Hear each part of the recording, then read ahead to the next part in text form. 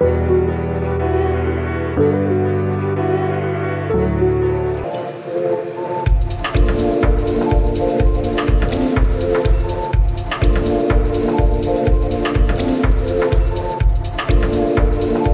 this is Michele Knight, and this is your July astrology.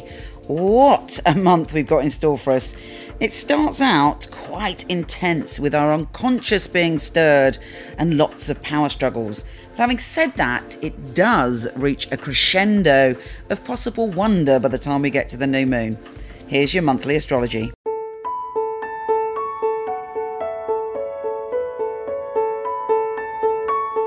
Pisces, lovely Pisces. This month you've got a lot of work to do.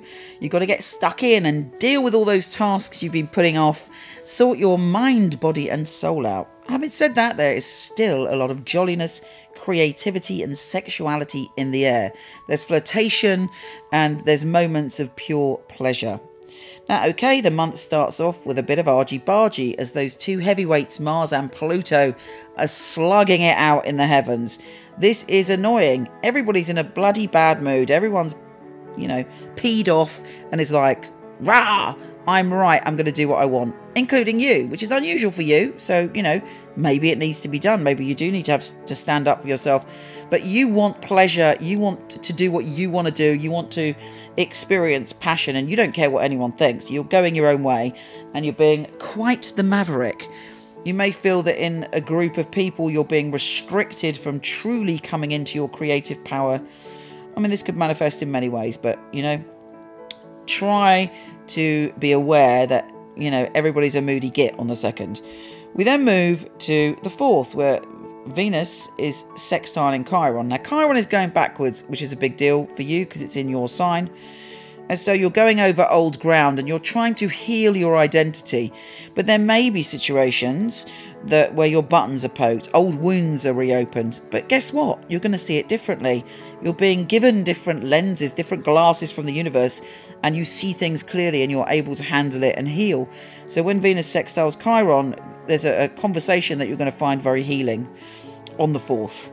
On the 5th, Venus is changing signs and leading you into feeling that you want to be close to your loved ones. You want to be at home. You want to redecorate. You want everything to be beautiful. You want to make your home a sanctuary. You want all the energy around you to be nice and cozy and sweet. And you can do that. And people are drawn to you and drawn to your home this month. Now, the Sun is trine Neptune, your ruler, on the 6th. And that's a great day. You feel on a spiritual high. You feel loved up. You feel connected. There should be soul connections around you and uplifted. Very good. The full moon, however, is a different story. All of our unconscious is being shaken around in the NutriBullet of life, and our unconscious is all mixed up as we have the moon and then Pluto joining forces. They're conjunct. So you may suddenly realise what certain groups of people or old friends mean to you or no longer mean to you, and you're redefining your beliefs, your literal beliefs and your beliefs in people you're collaborating with, or maybe you're going to decide to come off Facebook or do something radical when it comes to social media, or you may feel that there's some negativity there that you want to cleanse. Whatever it is, the full moon brings it up for a reason, for you to look at it and transform it, but it can be uncomfortable, particularly as the next day the Sun is opposing Pluto. Now, as I say, the good news is you're particularly optimistic this month, and you're particularly able to handle these things. Venus is trine Jupiter on the 18th, and that is a fabulous day where you feel that you're healing some family issues. There's a lot of forgiveness in the air. Mars is entering your position of dealing with stuff and working hard and getting yourself together. Mercury's already there. The Sun is going there, and then there's a new moon. So basically, the new moon, if you're self-critical in any way, dump that with the new moon. This is a new start where you're going to love yourself, you're going to like yourself more, you're going to do the good work on yourself. It's also a time where you want to deal with any practical issues that have been building up that you haven't dealt with. You want to work hard. You also want to be of service to others.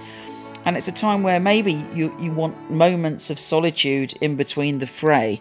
And, take those moments, look after yourself, give your body an MOT, go and see whoever you need to see. If you haven't been to the dentist for a while, go and see the dentist.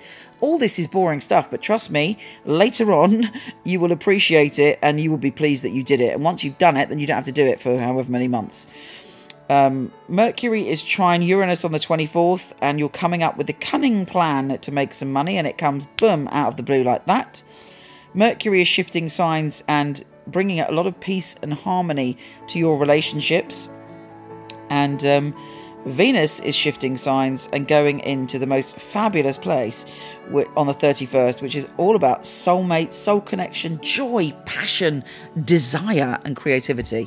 So all in all, a pretty exciting month. Take care, gorgeous, and I'll speak to you soon.